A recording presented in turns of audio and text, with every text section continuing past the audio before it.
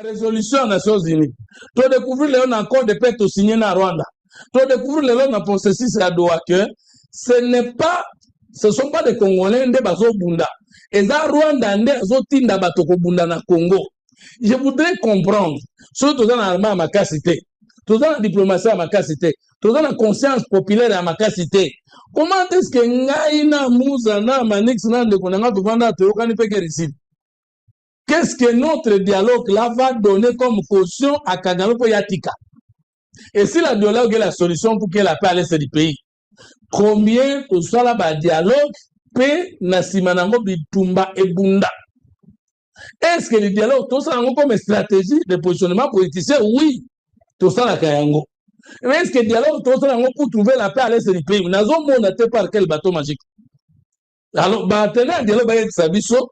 Comment est-ce que la cohésion entre les Congolais met-elle fait à la guerre à l'Est si il n'est pas démontré avec bon avant le dialogue, on va baser sur la guerre. Comme pour dire autrement, tous les bunda pour intérêt na bino bolingo yokate, mais ceux qui vont garantir en totiki.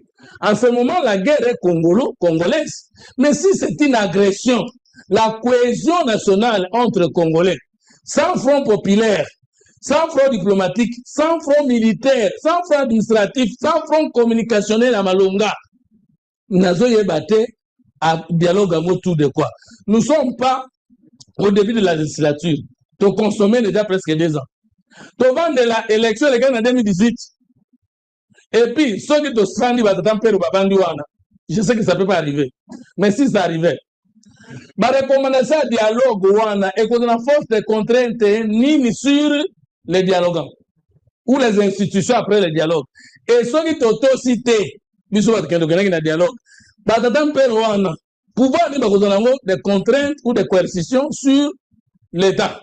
Et un dialogue, on est la résolution, on a organe de dialogue, une nouvelle institution, et institution on a un parlement, et on a un ordonnance chef de l'État, tout le premier ministre. Moi, je crois que Toza pour se distraire, peut-être Toza pour se masturber, pouvoir en place, tous les moyens, ils doivent, on a armée, administration, gestion à malade, d'une part, et de l'autre part, tout gérer accord Washington à Rwanda, avec capacité, avec Nazangina moi Kuluba, Makoki oyo to ko échapper na piège États-Unis parce que ba était pour na biso ba pour na intérêt na bango na piège à Rwanda parce que so la lingi to tika bitumba se ka yebi nzela muso la lingi azoela et puis na bato bazwaki banduki babomaki biso mais qui doivent encore venir viande do asoto yokani pour na gérer mais loko batata sango baliaki mbongo na bango par-ci par-là ko vendre la collection la bato chaque jour dialogue et après dialogue. Et Nali Sunil Bozomo la caméra lorsqu'il prend le courage alors Kazala Bino. Au lieu de répondre à Lubaboui, et c'est que tant au pouvoir est 3 ans, ba grand bénéficiaire à pouvoir, basala nini na Congo. Bozo tant Kabila tikalaki alors que en 2016 sans te baké 2 ans de plus. 2 ans et kozala. Toi ba ténor ya Kabila baliaki na ba belaki na. Delo ko ngini. Moi, tant que Goma et Kweyao, Malik, c'est tout à fait la communication. Batonio, ça va gagner. De comment on a vu que Batonio, Bissonde, d'autres qui menace. Mais tant que le gouvernement est manière, publicité, communication. Moi, je crois que être l'union sacrée, saboter les fraudes diplomatiques au profit du dialogue interne, ce n'est pas comprendre les enjeux. Parce que quand est-ce que les chefs ont dit, que c'est dans le front diplomatique Makasi parce que Rwanda ko koyaka na Congo yemo côté sans batindi baza Rwanda ko koyaka na Congo yemo côté sans que batwa bénéficier na moyen na eza il fallait d'abord qu'on dénuder il fallait qu'on soit ba résolution tala lelo dans quelques heures là Nations Unies ko siéger sur la question du Congo si nous obtenons le suivi ou le soutien international maintenant je me pose la question mais après faut ndenga bandu wana ya lingi Congo beba sur le port Congo dans la Kimi, il faut son Afrique, mais dialogue entre équipes. Basango, bakenda mon président. Maintenant, il faut la linga mon président. Alors, écoute, je vais te raconter. Biso moko bato to kufe la kaye, pour te raconter biso et tozelak. Mais hier, je vais te raconter ça, il y a 48 heures. Mais là, le dialogue là, qui est-ce que tu refuse de recevoir? Qu'on nous dise seulement que tolingi tokota réunion sacrée mais bofungo la porte et la dialogue. Merci. Kota na salle ya réunion Donald Trump. Bacha bango na ba. Omani protocole na ba tu na église. Bela yambi madame Macron fanda a. Yo pe monsieur premier ministre Angleterre fanda a. Afandi si bango na ba. Bazo na Donald Trump akoti na bureau. Bazui bakiti ba tabouret ba cheli bango. Tabouret, Zelensky ao. Emmanuel Macron, premier ministre Angleterre, président Philippines, président ya Suède, bon fanda nan. So Macron afandi liboso siko na bureau na ye.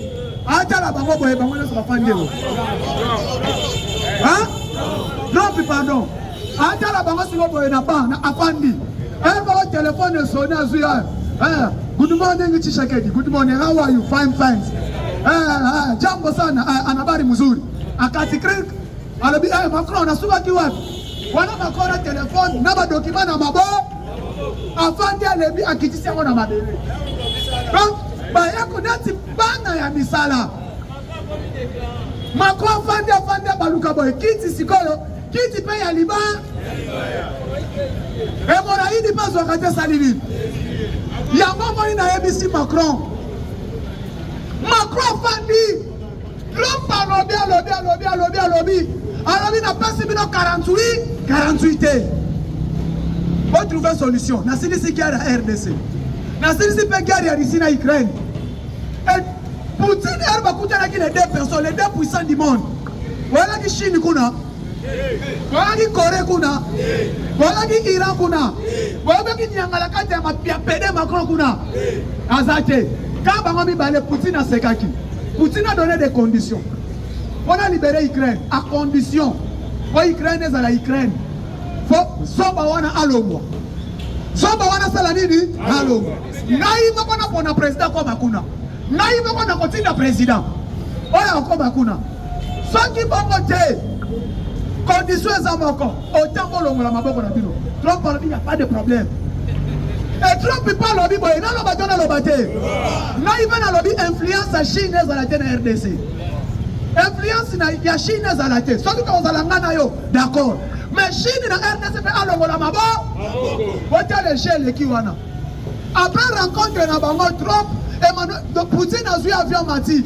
L'icolo avion. Nigi c'est quoi entreprise chinoise. Sanction quoi arrêter salini. On parle bien, tu as fait bonne chose. Allez. Bangamba na Europe boyamba. Macron, loi. Premier ministre Angleterre, loi. Chancelier américain, chancelier allemand, boya. Premier ministre président Italie, yaka boya. Allez, bon fanda. Baye. Honneur militaire exalté. Hymne national et bêtité. Bayambi bango lokola bana mikie. Adeko na ngai. Macron a talié. J'ai interview qu'on a dans la France. C'est la toute première photo de mon président à Bololé. On va humilier pas Moutounion surtout. C'est tout qu'on appelle Emmanuel Macron. Troisième Bibi Azui. Tshisekedi a humilié les Noirs. Président Burkina Faso a humilié les Noirs. Russie a humilié Poutine. Tout le monde a fait dans la bande de l'école. Le col a bande de l'église. Pas la classe que tu as, elles avaient la place de Tchakaye aux Okoma. Mais tout le monde voyait comment Ayana 7 Ayako Lukamusa. Afandi. Nathalie Macron a zoni Mbaliga Kweya. Wana Trump afandi à la Bangoka. Mawami. Bande Konamai. Eza Mawabi no bosutenaka Vital Kamerhe Lwakanikini. Namoni azao mutu moko azanga mboyo mutu ya Vital Kamerhe Lwakanikini ki nalo bate ba ebisinga ereko ki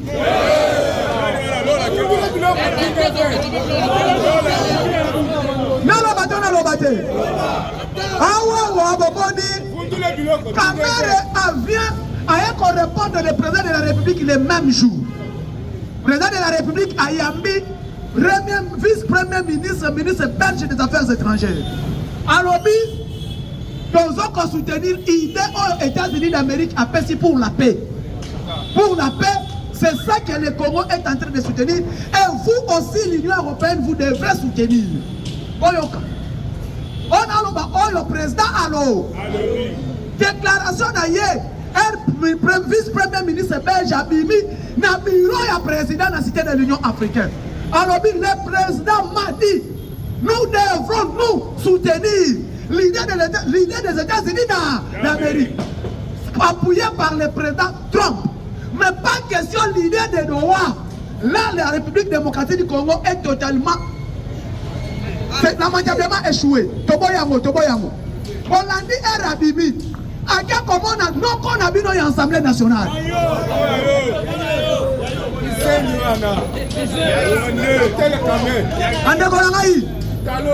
Mais l'homme dans les messieurs, Jean-Pierre Bemba a convoqué les réunions. Il y a présidium, il y a union sacrée. Il ne peut se vivre. Et l'Okoba Rwandais Bazoye Batezani. Nous avons l'accord de paix et l'accord de principe. Mais dans l'accord de paix, pourquoi on a signé l'accord de principe? Il y en a Nazoye Bisabino que Donald Trump a zaloko à savoir Mogoboui. Parce que dans les accords de paix, les Rwandais peuvent violer l'accord de paix. Et maintenant, il faut avoir un accord de principe. C'est ce qui va sécuriser maintenant l'accord de paix. Et maintenant, tout ce que nous allons négocier avec le M23, ça ne peut pas aller au-delà de l'accord de paix. Parce que c'est sécurisé par l'accord de principe. On parle de principes. On ne peut pas aller au-delà. Et maintenant, Rwandais, Bilogwana. Et les gars, on a pas cerveau makasi. Parce qu'on attend la carte M23, on va nous expliquer. Une paix vivant. Ah, Fatime. Aussi, Missa Ofrande. Ah, Boyete. Ah, Boyete. Le comment besoin d'assez. Aussi, Missa. Avançons, Pessi Missa. Non, le vieux caméra. Akbani Balamoko. Amoni Sikom Balamoko, le vice-premier ministre belge. Vitalo Ayobinini, non l'obate. Landaye Alobi, nous devons dialoguer avec nos frères du M23. Yokangaï, à 5 dialogue, Ezala national. La place président de la République Alobi, nous allons soutenir il est un président américain et accord de paix et accord de principe. Mais nous sommes d'accord dans ma proposition de nous sommes opposés à Yango. Et puis, le Congo a causé la Wanate.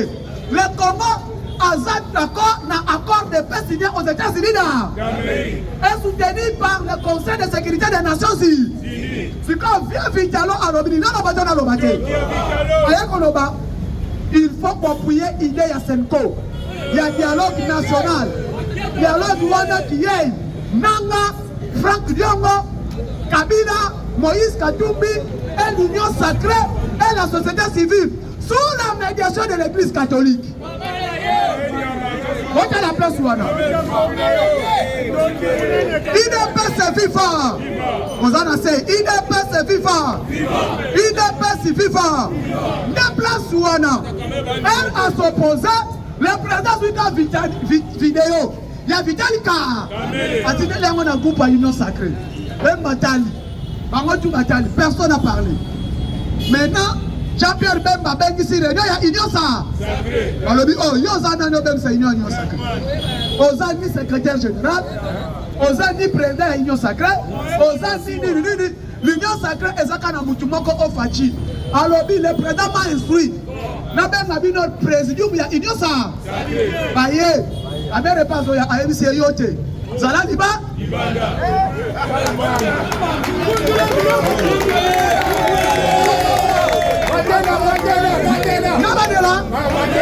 Nabadela. On peut se faire une présidence. Sokite, bimbo kona kokata wana. On va bandango lobby. Tolanga na poste à 5 000 de transport. D'autres musiques. Présidence ni tambola. Faut pas ça va passer na facilité. Mais ils sont évangélistes pour faciliter. Il a fait vivre. Alléluia. Igbo alobi boya binonio. Baeti lukwe fo peso ya baeti lukwe fo. Peso ya ah yo presa ko. Chap mata aye yoko. Honorable Fise Kabuya ayaka aye yoko. Yope yoko. Wakati viazoya. Amesana koya oh Jean-Pierre Bemba, vous allez bien? Comment Mata, vous allez bien? Hey monsieur, quel est mawa? Oya kosala ni? Songawa? Kena wakuja mwaso bomisa periki nanda? Oh, leo zozo kisangana habité. Le président m'a nommé le haut représentant na yena kacha inyosa. Depuis jour nul, kakale.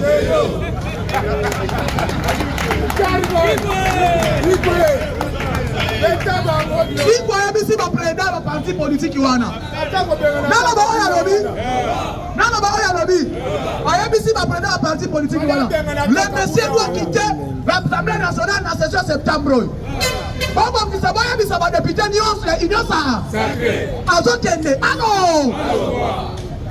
A violer taxe et charte ya inyosa.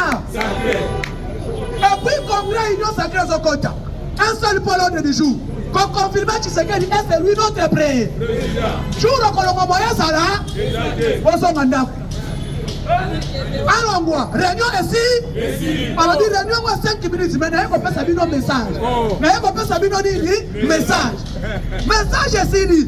Viens Zoni. Et maintenant, on va l'arrêter à la Mouki. À la Mouki. Chambo, oh bonjour, monsieur Kamere, vous êtes où? Yakana Noua. Ah, on a CNS. Kayo. Ya ba ebi si aboni sedil all. François Beyazaraki. François Beyazon di mayo ozokora. Okoye bi sabi sofe. Téléphone etikala nanwa. Yo songanda. Na ebi saki bino Tshisekedi maintenant va agir comme loup. Lion aluka kanya makolia na zamba te. Soka fi akolia falia nyo. Atikali wana. Mama na yebi sibino. Tamu nanga zo yebi sabino. Nazana ba joueur nanga na kacha inyosa. Ma joueur ya monani. Tamu nanga zo loba. Le numéro 9 na biso chaka babi azalaka kuna. Yenda ayebi sakabiso makambunyo. Awawa. Contradiction entre le président Félix Tshisekedi et Vital Kamerhe. Il y a un moment où vivre entre Janine et Mabunda et le chef de l'État. Il y a un moment où conflit est conflit problème il y a Fadjina Mabunda. Conflit est Suka Inyo Sake Salemate. Suka conflit à Moyo. Président Alobi, dialogue exalté. Toi, soutenir l'idée des États-Unis là. Est-ce que les États-Unis d'Amérique ont mis ça le dialogue? Les États-Unis d'Amérique ont mis un trois ballons. Sans condition. Parce que comment est développé na Kenya. Si quand il y a un dialogue national, na forme ya Senko et forme ya roi. La nation qu'on a bisabino. Elle repousse les dossiers à l'Union européenne.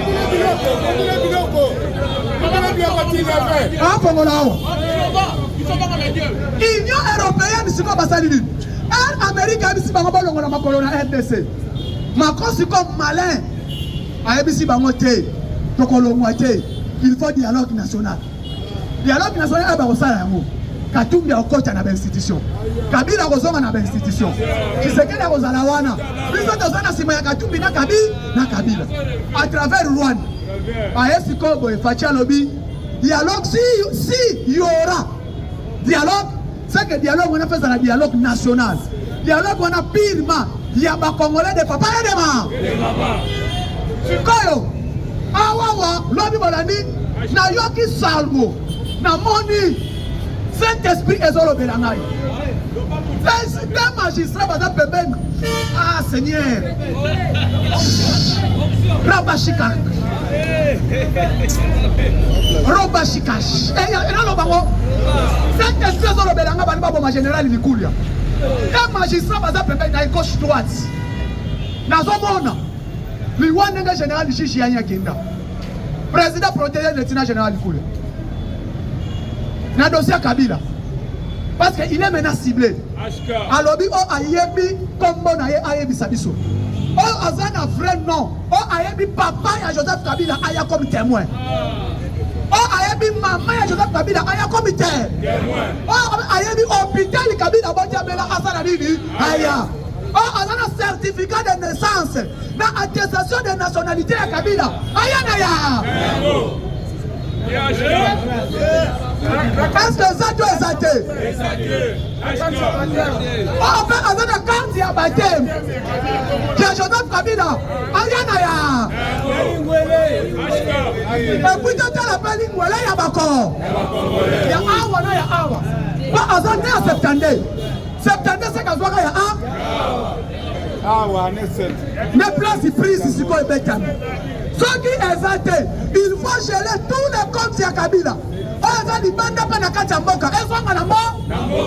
Alors qu'on met la banque wana nyonso. Mais au moni, le lieutenant général Koulia, elle va nous sambisaye. Lobby. Les Tutsis qui vivent au Congo parce que Tutsis Congolais ça l'a raté. Nana aime Tutsis Congolais. Tutsis Congolais ça l'a. Azate hein? Mais Tutsis Burundais ça l'a. Azali. Est-ce que tu vas passer à Burundi Bazali? Azate hein? Par contre réunion. Ah, wana yo mtu ebi ngaite. Shisisa Hollanda ndeyo. Par contre réunion là-bas. Réunion machiavélique. Balobi soda oyo ana carte ya mabe. Quand lobby était au procès de Salem, quand lobby, le président a convoqué chef d'état-major général et inspecteur général de l'armée. Si les 43 officiers qui seront radiés dans l'armée et arrêtés. Parce que le moment où tu as dit que c'est un moment où il y a un loup pas lié à Niama. Parce que tu as que le changement constitutionnel sont bêtes à Manaban. Tu dis que mais ce qu'on dit place Makambo Ezali. Mambu me bouleversé. Ndenge ba Kongo baloba makindu kwa bale eki nzonzi kwa bambuta. Hein? Wana le karibino. C'est la traduction. Makindu kwa bale eki nzonzi kwa bambuta. Yansi moti ke lango ba petit. Makambo oya famille contracté makambo sérieux ba mikolo. Ndamoni sikoyo dans to tikela kango ba INC, ba AFDCA, ba petit parti politique. Mais makambo jo solo ya mikolo. Place wana IDPS ka tozala kawana. Tobe tena parti na biso maboko makati. Et IDPS nini? IDPS Tshisekedi. Pamote. IDPS zala kaboko, IDPS Tshisekedi. Oh IDPS le peuple toye bien voté. Oh IDPS bibamba toye bien voté. IDPS eza moko oyo papa ati. Ndebo moni lelo. Awa. Bien là yo ki ba le kwei. Réunion Ekweyi, président AMBC, le général-major Ephraim Tabi Kirisia, renforcer la sécurité et pas le lieutenant général Koulia. Si audience est aussi, la vérité sur l'attestation de naissance de Joseph Kabila dans l'hôpital ou à Botamela. Mais au moni, place Makambo Eza ko changer. Awa wasikoyo, union sacrée. Tout la mousse yaza les vieux ont atteint qui et puis na kamwaka bato ko ba la kabasi ba Congo nalo bato nalo bate baba la kabasi ba Congo et puis basa la kaba yombe oni vilembe muyombe kiyombe ayebi amati mabi ko lo baswahili ko le kabala nyonso o vital kamera moi sinani amida to eba ke mutobandu mais le to ki kasa mutoseke banza sana ba Congo. Oh non, faut dire Bongisa, papa Zoya, Bokilo Nabino, c'est mec qui Nabino Zoya. Voilà, papa, c'est mec qui Nabino.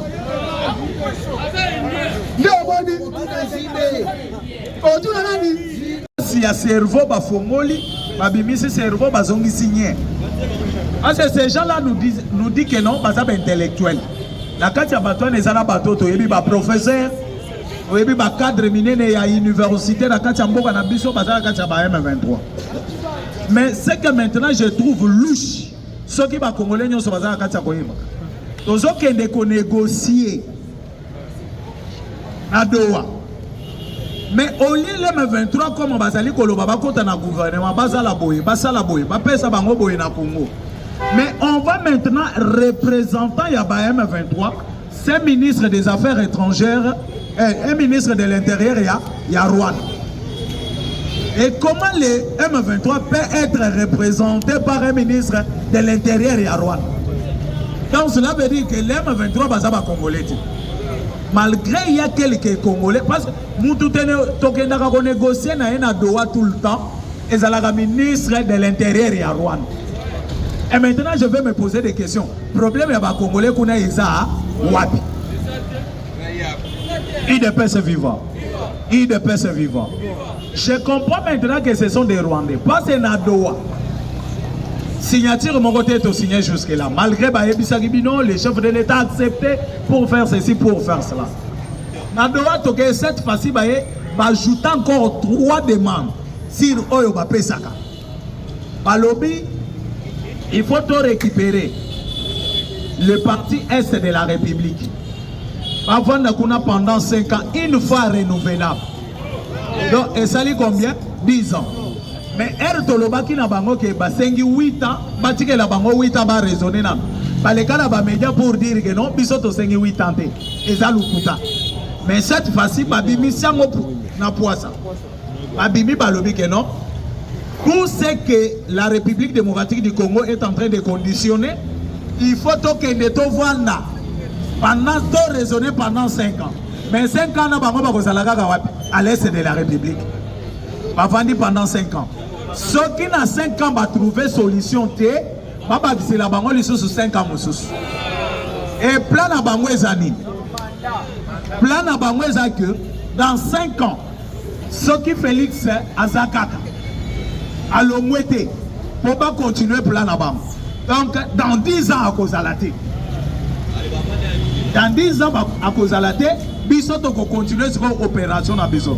Et ça sera très difficile que tous allons déjà aussi Tolomé à Est, tous allons en Rwanda, mais de l'autre côté, ce que tous allons faciliter la Congo, parce que le Congo va prendre des dispositions pour empêcher Bissot aux hommes en Congo.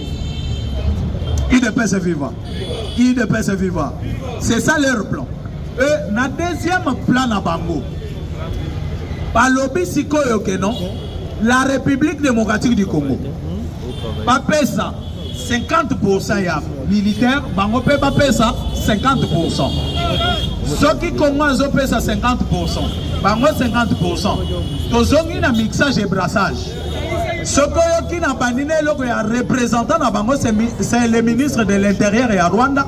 Pambate, batu tozo discuter na bango na Doha, ce ne sont pas des Congolais, ce sont des Rwandais. Et maintenant, comment les Rwandais peuvent nous demander dans notre pays, bango ba pesa 50% ya ba militaire. Bisopé ça 50%. Donc là, Kabila a causé à l'est de la République pour dire aux gens qui sont à l'est de la République. D'ailleurs, on a un salaire mixage et brassage à Basoda Mouké. Mais tu sais qu'il y a 50-50. Vous comprenez? Hein? Donc, tu sais, Kamar. Bango va payer Kamar, Bisopé tu payes Kamar. Mais on se pose des questions, comment tu peux diviser l'armée dans le Rwandais? IDPS vivant. IDPS vivant. Mais pas toi, na bavandaki na Bunagana. Na troisième demande na bango yoka. Bavandaki na Bunagana. Bazaki na bisika tout bavandaki. Mais bazaki na Goma na Bukavu. Mais ce qui s'est passé na Goma na Bukavu, bazaki déjà kuna. Ba infiltrer biso. Ba yebazo sala na babar, bana basi na babar. Ba serveur, na ba boîte de nuit, na ba hôtel, ba zui misala na ba Goma na Bukavu. Jour Goma et Tomba, ba tunyon so ba banaki ko servir na ba komangi na ba teni dans autres. Ba komangi na ba teni dans autres. Parce que moi je me suis toujours posé des questions. Itumba ezo bundama na barrière. Mais na kati ya Goma bazo signaler déjà que non, il y a les éléments de M23 déjà na Goma. Ba côté la Ginzelani. Donc, bah, déjà, na Goma, bah, yeko lukamisala, bah, yeko salabo. Mais tant que bah, yebisaka biso que Rwanda est mboka moko bien, Rwanda va tout vivre bien, mais bazo longa bazo yeko lukamisala na Goma. IDPS vivant. IDPS vivant. Mais herba yoki biso to bandi na Kinshasa, chef de l'État Télémi na Lubumbashi, a lobby que nous allons changer la constitution. Parce que naki ba mobiliser mbongo ebele. Pas 8 millions et des millions pour corrompre les officiers supérieurs et armés de façon que par les cas, pas à la déjà na Goma na Bukavu pour que constitution na biso ezala changer te. IDPS vivant. Moto akendaki côté kaplan na bango eza Chiko Chitamba. Parce que na yokaki bato ebele ba lobby bakanga Chiko, c'est faux. Chiko atambola na Kinshasa aza à l'aise. Chiko akendaki nde kopesa information batuni ye yote mutozaki commandant ya 3e zone de défense. Expliquer biso comment ezalaki muke retrait stratégique. Abino retrait stratégique ezalaki chef d'état-major na chef à maison militaire à chef de l'état.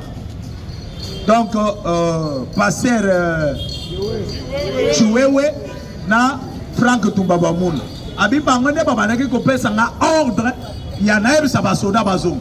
Mais yemoko Chiko akamwe alobi boy. Et tozo ça la retrait stratégique. Donc cela veut dire place tozaki on okoyoka M23 à récupérer. Tosali retrait stratégique, oyoka repli stratégique, oyoka place tozaki on M23 ya koti. Et ceux qui boké bosali résistance, bobengani bango yoki 2 jours après babengi yo retirer basoda place on a bazonga sima. Abi batumi baloy de babandaki ko benganga nazongi sa basoda na sima parce que bato ebele bazoyi bate dans l'armée batumi balé baza na droit ya ko benga chef de l'état eza chef à maison militaire na chef d'état-major le reste boza na droit ya ko benga chef de l'état tu ne peux pas du moins chef de l'état a benga yo mais yo ko benga été. Et maintenant, Chiko Chitamba peut avoir les numéros du chef de l'État. Mais moi, je suis exact. C'est ce qu'on bengi.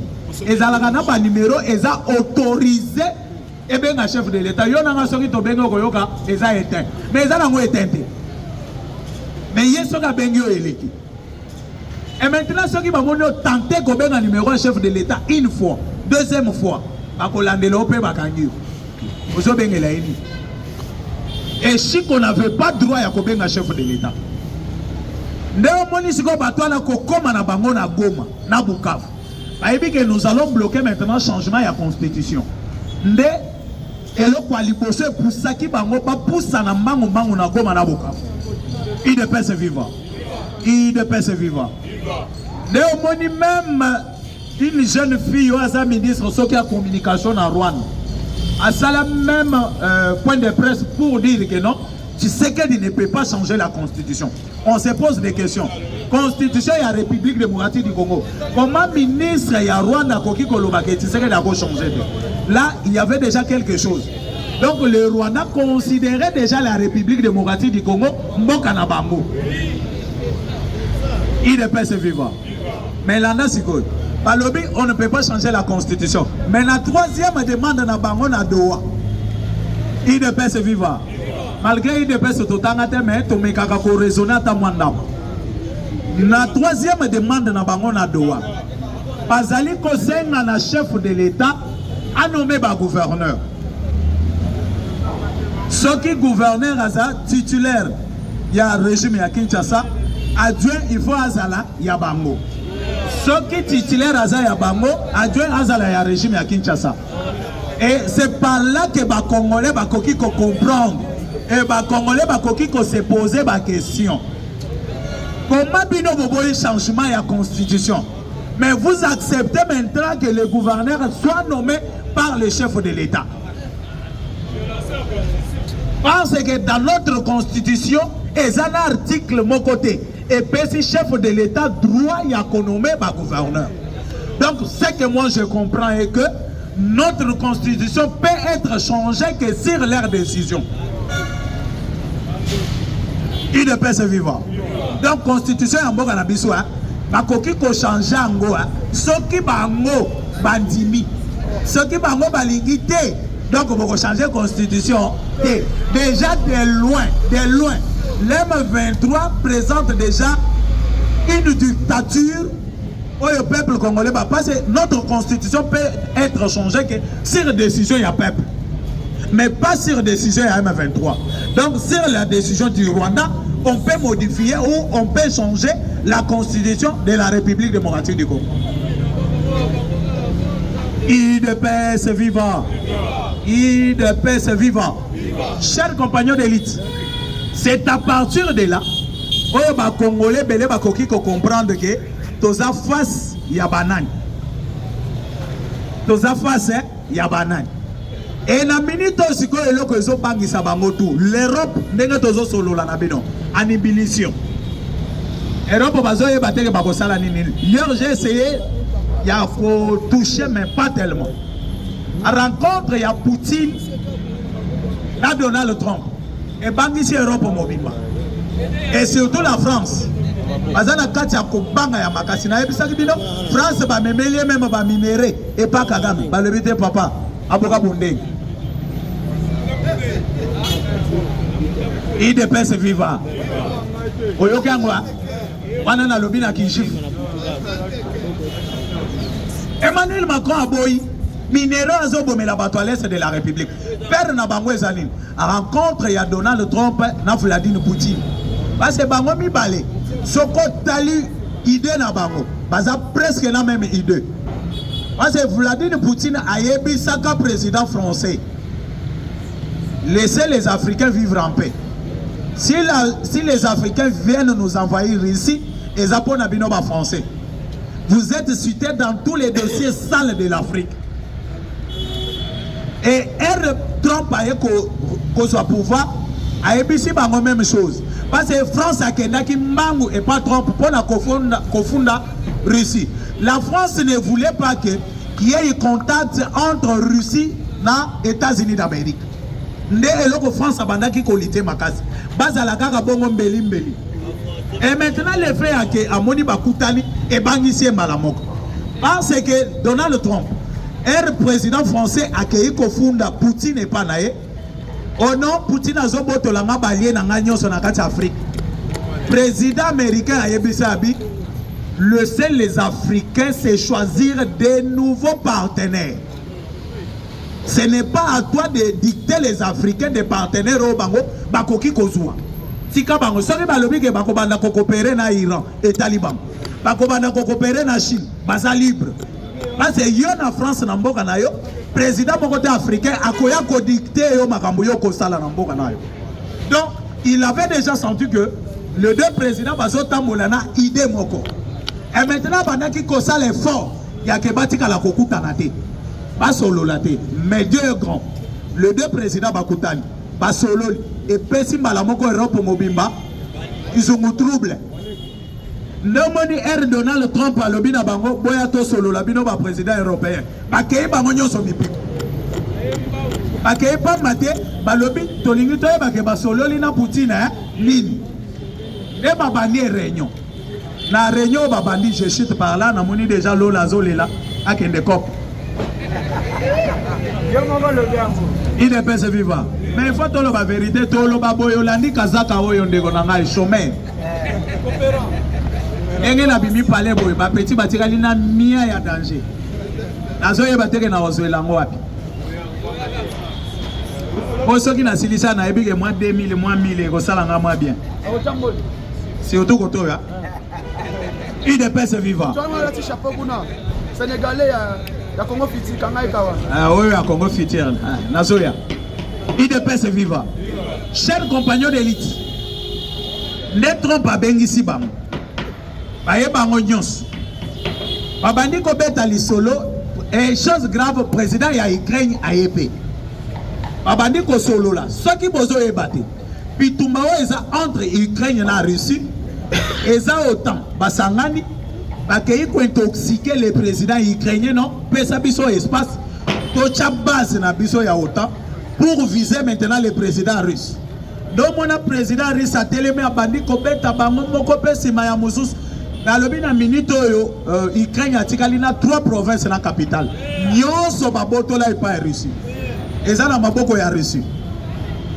Et maintenant bavandi c'est comme si avant que le président ukrainien di maelo kwana basinyaka ba papier moko boy. C'est comme si parce que bango tout bakei kuna bazolela kaka ke Poutine a libéré président ukrainien solo baté. Peut-être azali ko yebisa bango tata boyaka na makambo na boyaka. Boyebisanga to signer ba papier bino boko sécuriser makambo nyonso. Mais tala Poutine nenga zo botola Ukraine mobile. Trump peut pas piéger bango. Ayebisi bango le territoire est récupéré par Vladimir Poutine et tikali ya Poutine. Poutine a kotika moté. Oh non, trop comment yoko lo babo. Ya bime eza vrai. Bino bobumbisa kiye. Aleki bino na makasa botoli. Botika acha président na yakabola Ukraine ko manamu. Ba mususu kotoyo yo peve Zelensky na batuna. Botika la pe côté bozali. Oh non, ekoki ko sa mabi savoir. Ndenge bozo lingesa le mabongo te. Il faut aussi la République démocratique du Congo bazala na kimia. Comme vous voulez diviser la République démocratique du Congo, les partis Est et comme il y a Rwandais, les partis Oetikali et dans le régime de Kinshasa, moi aussi je vous dis, comme vous voulez la paix en Ukraine, il faut la paix aussi en République démocratique du Congo.